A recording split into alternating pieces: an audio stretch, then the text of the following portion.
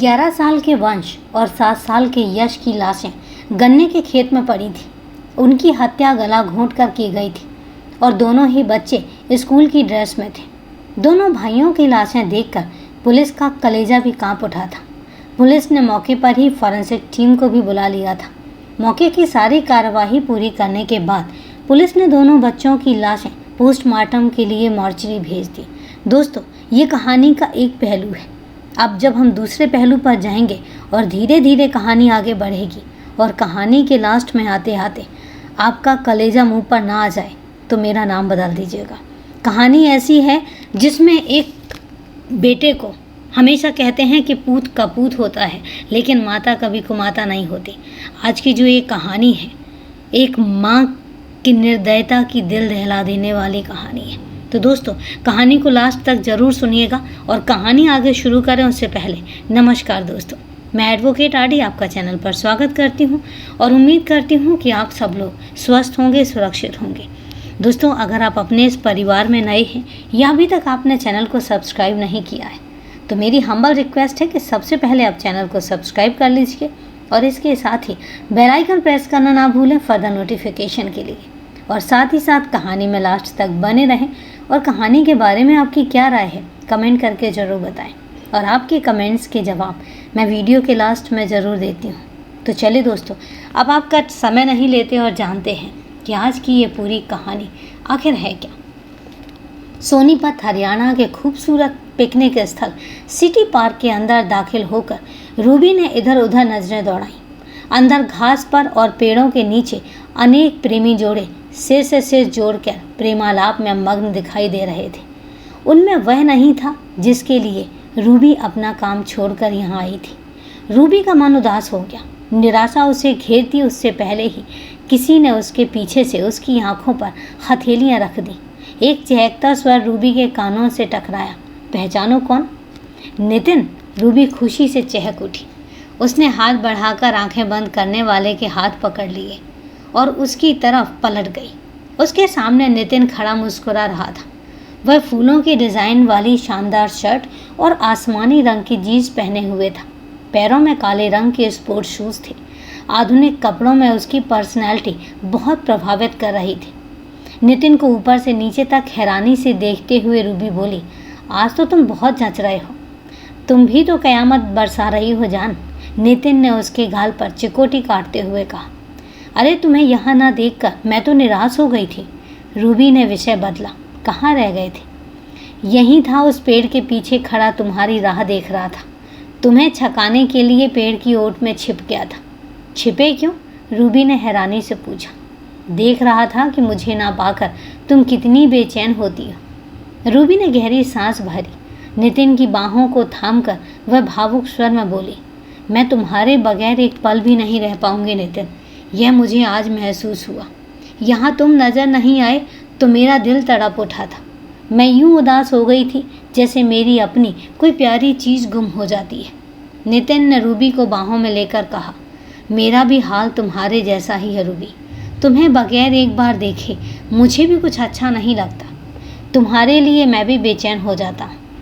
तो फिर मुझे हमेशा के लिए अपना क्यों नहीं बना लेते हो तुम? अपनाऊंगा मेरी जान। इसी विषय पर बात करने के लिए मैंने तुम्हें आज काम से नागा करके यहाँ बुलाया है। नितिन थोड़ा गंभीर हो गया। आओ कहीं बैठकर बात करते हैं। रूबी की कमर में हाथ डाले नितिन पार्क में एक पेड़ की तरफ बढ़ गया। उस पेड़ के आसपास कोई जोड़ा नहीं बैठा था। एकदम सन्नाटे भरी थी वह जगह। दोनों पेड़ से सटकर बैठ गए। तुम मुझे कितना चाहती हो रूबी? नितिन ने रूबी की आंखों में झांकते हुए कहा। अपनी जान से भी ज़्यादा, रूबी तपाक से बोली। लेकिन तुम ऐसा क्यों पूछ रहे हो? तुम शादीशुदा हो ना, इसलिए।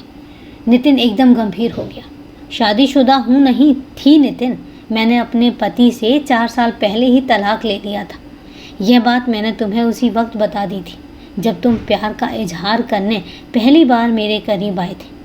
हाँ, तब तुमने यह भी नहीं बताया था कि तुम अपनी स्वर्गवासी बहन के 2 बच्चे पाल रही हो। तब तुमने आज यह सवाल क्यों उठाया है? इसलिए कि तुम्हारा मुझसे शादी करने के बाद फिर से अपने पूर्व पति की ओर झुकाव तो नहीं हो जाएगा। रूबी ने नितिन को घूरा। दारू पी कर आए हो क्या आज? रूबी तिलमिला गई। यदि मुझे ऐसा ही करना होता तो मैं तुम्हारी और प्यार भरा हाथ नहीं बढ़ाती, कभी का अपने पूर्व पति की चौखट पर चली जाती। लेकिन आज मैंने ऐसा नहीं किया है। मैंने अपने पति से तलाक लिया है। 4 साल से उससे अलग रह रही हूँ। 4 साल बहुत होते हैं नितिन। मैंने पति को छोड़कर अकेला जीना सीख लिया है। तुम मेरी ज़िंदगी में आने वाले दूसरे मर्द हो। तुम्हें मैंने अपना दिल दिया है। मैं तुमसे सच्ची मोहब्बत करती हूँ। यदि तुम्हें मुझ पर विश्वास नहीं है तो हम रास्ता बदल लेते हैं। ऐसा मत कहो रूबी, तुम मेरी जान हो, मेरी ज़िंदगी हो। नितिन का स्वर गंभीर हो गया। रास्ता बदलने की बात फिर कभी मत करना। मैं जी नहीं पाऊंगा तुम्हारे बगैर। रूबी ने तेवर ढीले कर लिए। उसने अपनी बाहें फैला दी और नितिन को अपनी ओर खींच लिया। नितिन उसके सीने से बच्चे की तरह सट गया। अब दोनों की आंखें बरस रही थी। यह उनके प्यार का सच्चा सबूत हो सकता था। 22 फरवरी 2024 को अच्छी धूप खिली थी। सोनीपत के सिविल लाइन थाने के SHO सतवीर सिंह कक्ष के बाहर धूप में बैठे अखबार देख रहे थे। तभी एक 30-32 साल की महिला बदहवासी हालत में वहां आई। SHO सतवीर ने अखबार एक ओर करके महिला को गौर से देखते हुए पूछा, क्या हुआ? तुम इतनी घबराई हुई क्यों हो? साहब, मेरे बच्चे गुम हो गए हैं। बच्चे? SHO चौंके। कितने बच्चे गुम हुए हैं तुम्हारे? 2 बच्चे साहब। कल दोनों सुबह स्कूल गए थे, लेकिन तब से अभी तक घर नहीं लौटे। कहते हुए महिला रोने लगी। SHO उठकर खड़े हो गए। उन्होंने हैरानी से पूछा, कल बच्चे स्कूल गए थे और घर नहीं लौटे? वो दोपहर में घर आते होंगे, तब कल से अभी तक तुम ये गुमशुदगी दर्ज करवाने यहाँ क्यों नहीं आई? साहब, मैं एक फैक्ट्री में काम करने जाती हूँ। सुबह जाती हूँ तो शाम को ही लौटती हूँ। कल बच्चों को स्कूल भेजकर मैं काम पर चली गई थी। शाम को लौटी तो मुझे घर के दरवाजे पर ताला लगा दिखा, जबकि रोज़ घर का दरवाज़ा खुला मिलता था। मैंने सोचा बच्चे आस पड़ोस में जाकर बैठ गए होंगे। मैंने आसपास के घरों में उन्हें तलाश भी किया। मुझे पड़ोसियों ने बताया कि उन्होंने बच्चों को दोपहर में यहाँ नहीं देखा। वह घर लौटे या नहीं, उन लोगों को नहीं मालूम। तब मैं बहुत घबरा गई।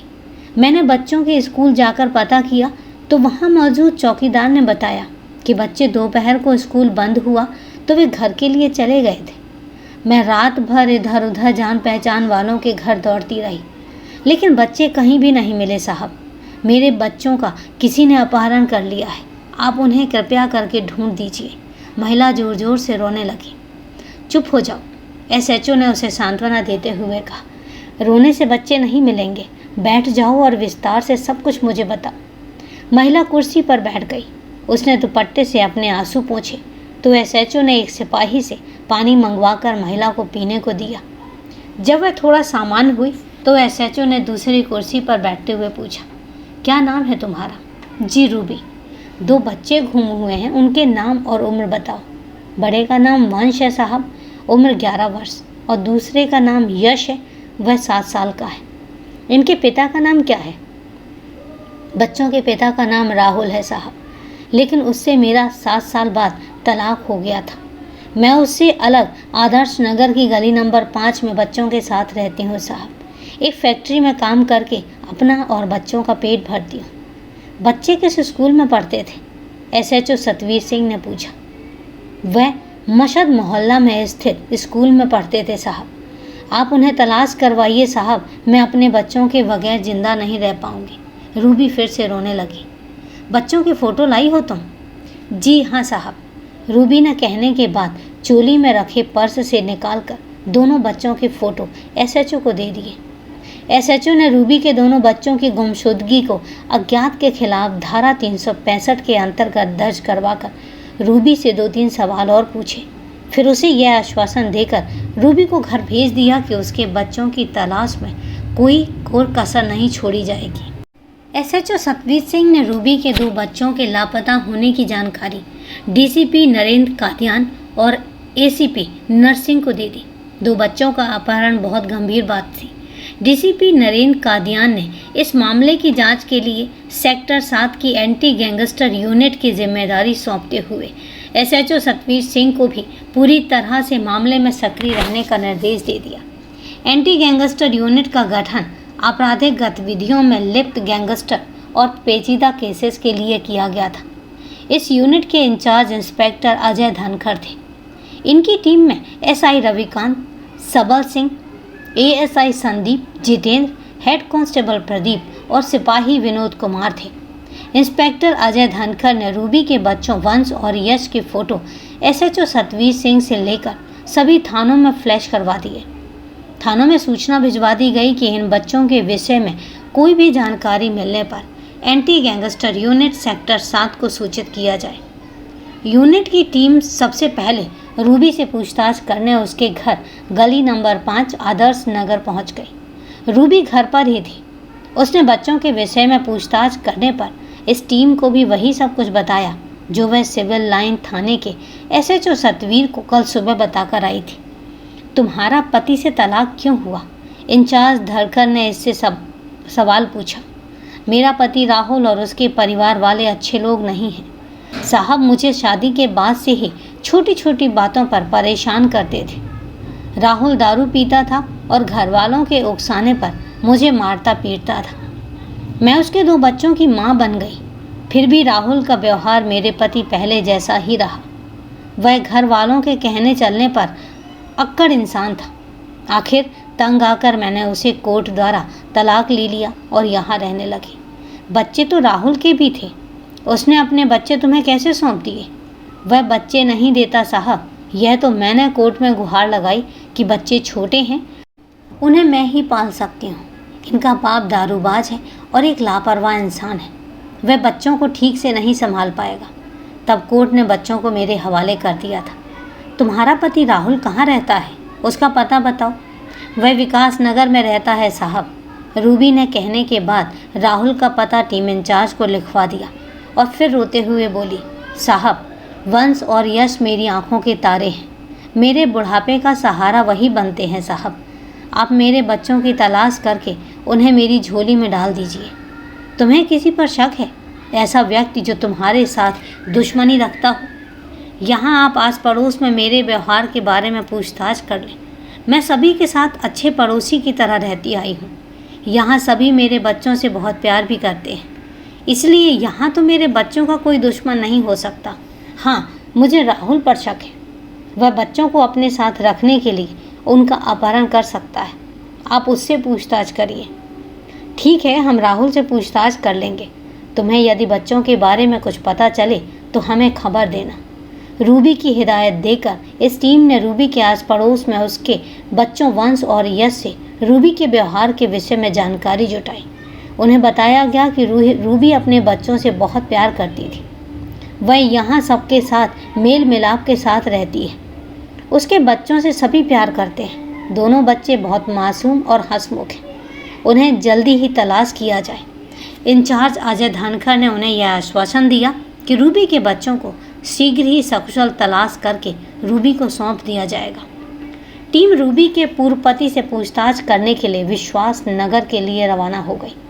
एंटी गैंगस्टर यूनिट की टीम ने राहुल के बारे में धारणा बनाई थी कि वह नशेड़ी स्वभाव और अक्कड़ दिमाग वाला व्यक्ति होगा।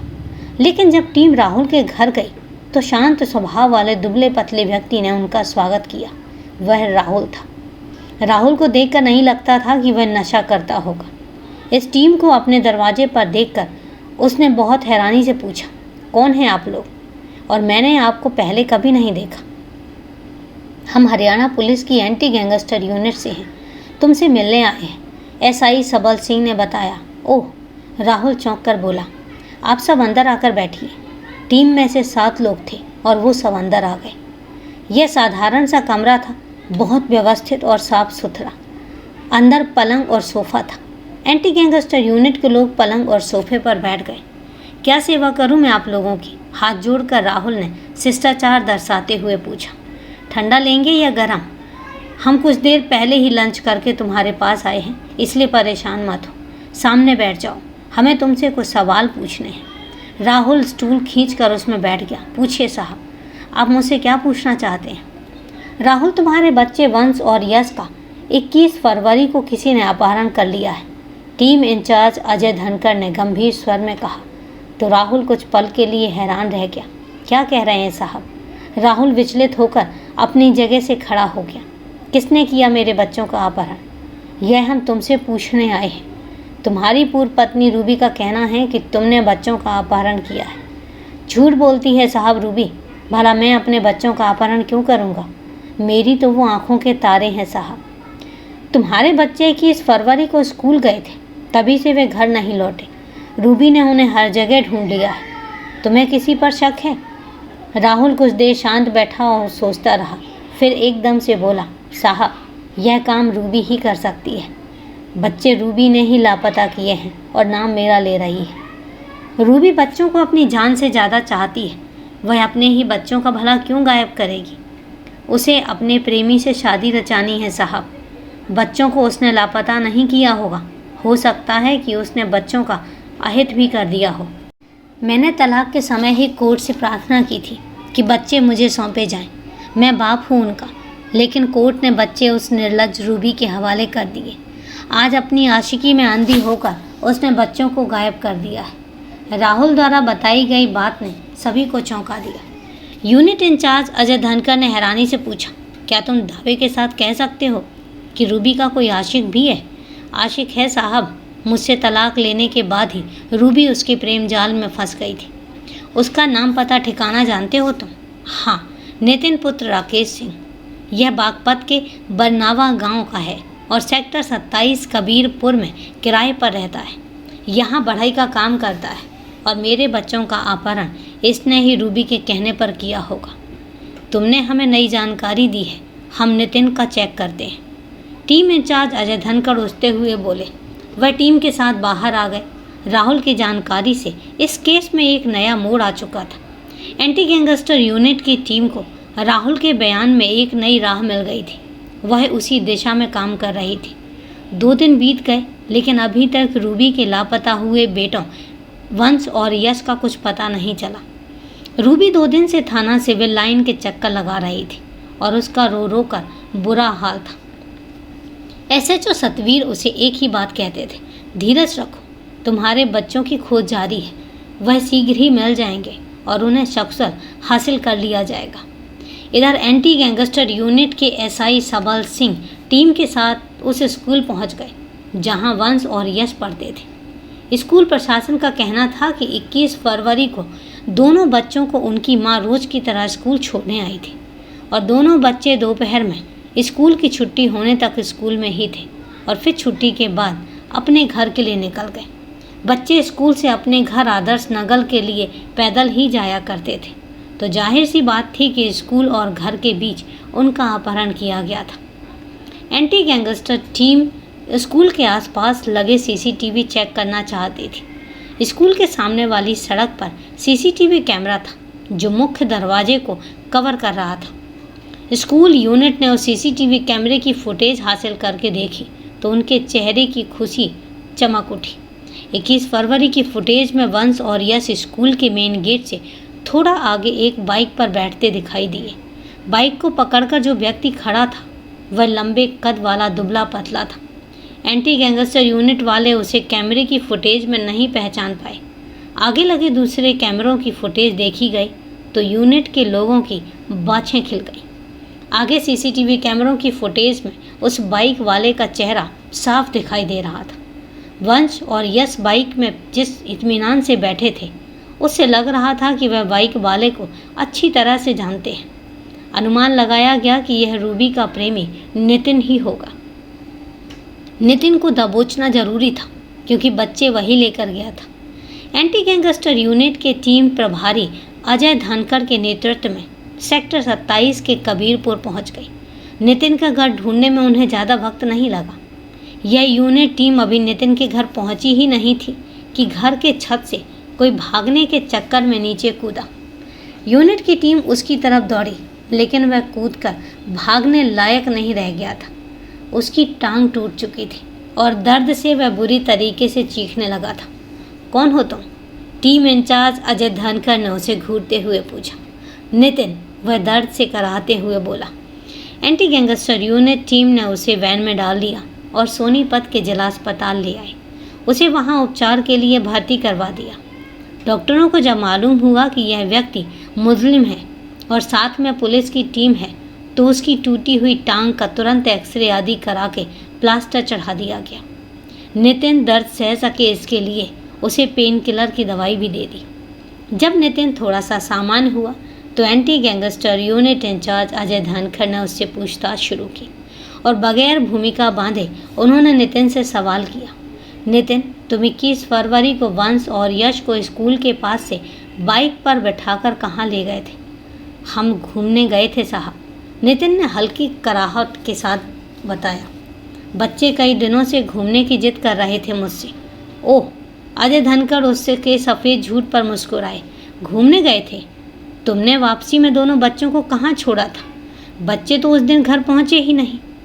अरे मैंने तो दोनों को आदर्श नगर में ही छोड़ा था साहब, मुझे नहीं पता फिर बच्चे कहाँ गए। इस बार भी उसने सफ़ेद झूठ बोला। अजय धनखड़ ने उसके प्लास्टर वाली टांग पर जोर से प्रहार किया तो नितिन दर्द से बिलबिलाकर बुरी तरह चीखा, झूठ बोलोगे तो मैं तुम्हारी टांग दोबारा तोड़ दूंगा। मुझे सच सच बताओ, वंश और यश कहाँ हैं? मैंने उन्हें मार दिया है साहब, नितिन ने कराहते हुए खुलासा किया। तो एंटी गैंगस्टर यूनिट की टीम के लोग स्तब्ध रह गए। थोड़ी देर तक सभी सदमे में रहे। टीम इंचार्ज अजय धनखड़ ने चुप्पी तोड़ी। तुमने बच्चों की हत्या कहाँ की थी? साहब, बागपत के पास बाघू और नौराजपुर गांव के बीच गौरीपुर गांव के गन्ने के खेत हैं। मैंने दोनों बच्चों को घुमाने के बहाने गन्ने के खेत में लेकर गया और बारी बारी से उनकी गर्दन दबाकर उन्हें मार दिया। उनकी लाश गन्ने के खेत में ही छिपा के रख दी थी। नितिन बोला, एक बात बताओ, तुम और रूबी एक दूसरे से गहरा प्रेम करते थे, फिर तुमको वंश और यश की हत्या करने की क्या सूझी? उन मासूम बच्चों से तुम्हें क्या परेशानी थी? प्रभारी अजय धनखड़ ने कहा, साहब, वे बच्चे राहुल के थे। रूबी मुझ पर शादी का दबाव डाल रही थी और मैंने उसे अपनाने को तैयार भी था, लेकिन मैं नहीं चाहता था कि मेरे साथ शादी के बंधन में बंध जाने के बाद वह पिछली शादी की यादें मेरे घर, मेरी ज़िंदगी में लाए। पहले रूबी कहती थी कि बच्चे उसकी स्वर्गवासी बहन के हैं। बाद में मुझे मालूम हुआ कि बच्चे तो रूबी के ही हैं। इस बात पर मेरा रूबी से कई बार झगड़ा हुआ, लेकिन रूबी बच्चों को खुद से दूर करने को राजी नहीं हुई। तो मैंने मन ही मन कठोर निर्णय लिया और मैंने बच्चों को रास्ते से हटाने के लिए उनकी हत्या कर दी। मैंने यही किया। रूबी ने थाने में बच्चों की गुमशुदगी लिखवा दी थी। तब मैंने रूबी को बता दिया था कि मैं वंश और यश की हत्या कर चुका हूँ। रूबी थोड़ी देर रोई, फिर मेरे प्यार की खातिर वह खामोश हो गई। अब वह मुझसे शादी करना चाहती है। नितिन इतना बताकर चुप हो गया। कैसी खुदगर्ज औरत है यह, माँ के नाम पर कलंक। टीम इंचार्ज बड़बड़ाए। दोनों बच्चे अब इस दुनिया में नहीं रहे। उनकी मौत की खबर रूबी को देने पर उसे किसी प्रकार का शौक नहीं लगना था, क्योंकि वह पहले से ही यह बात जानती थी। हाँ, इस खबर से यदि किसी को दुख पहुंचता तो वह रूबी का पूर्व पति राहुल था। उसे बच्चों की हत्या हो जाने की खबर देना आवश्यक भी था। यूनिट के प्रभारी अजय धनखड़ ने फ़ोन द्वारा राहुल को फौरन सोनीपत के जिला अस्पताल में आने को कह दिया। उन्होंने टीम के एसआई जितेंद्र और हेड कांस्टेबल प्रदीप को रूबी को यहाँ लाने के लिए भेज दिया। इन लोगों को यह हिदायत दी गई कि अब रूबी को अभी कुछ न बताएं। करीब आधे घंटे में राहुल जिला अस्पताल आ गया। वह हैरान था कि यूनिट टीम के इंचार्ज अजय धनखड़ ने उसे अस्पताल क्यों बुलाया। उसे अजय धनखड़ बाहर गेट पर ही मिल गए। अजय धनखड़ उसे लेकर उस कमरे में गए जहां नितिन को रखा गया था। इसे पहचानते हो राहुल? अजय धनखड़ ने नितिन की ओर इशारा करते हुए पूछा। यही तो रूबी का प्रेमी है साहब, राहुल ने हैरानी से कहा। यह यहाँ इस हाल में कैसे? अजय धनखड़ गंभीर हो गए। तुम्हारे बेटों की हत्या की है इसने। हम इसे पकड़ने इसके घर गए थे और यह छत से भागने के इरादे से कूदा और उसकी टांग टूट गई। यह सुनते ही राहुल बुरी तरीके से रोने लगा और तभी उसने देखा कि हेड कांस्टेबल रूबी के साथ वहां पर आया है। अपने प्रेमी नितिन को बेड पर पड़ा देखकर वह समझ गई कि वंश और यश की हत्या का भेद अब भेद नहीं रह गया है। वह मुंह छिपाकर रोने लगी। तुम्हारे आंसू अब किसी की सहानुभूति नहीं बटोर सकते रूबी। तुम माँ नहीं, माँ के नाम पर एक कलंक हो। अपनी मांग में नितिन का सिंदूर सजाने के लिए तुमने दोनों बेटों की बलि चढ़ा दी। अजय धनखड़ मुंह बिगाड़ कर बोले। यह मालूम होते ही नितिन तुम्हारे बच्चों की हत्या कर चुका है। तुम पुलिस के साथ उनको ढूंढ लेने की नौटंकी करती रही हो। तुम भूल गई कि अभी हम लोग जिंदा हैं। ऐसे केस का राज जग जाहिर करने के लिए हम रात दिन एक कर देते हैं। टीम इंचार्ज अजय धनखड़ आगे की कार्यवाही में लग गए थे।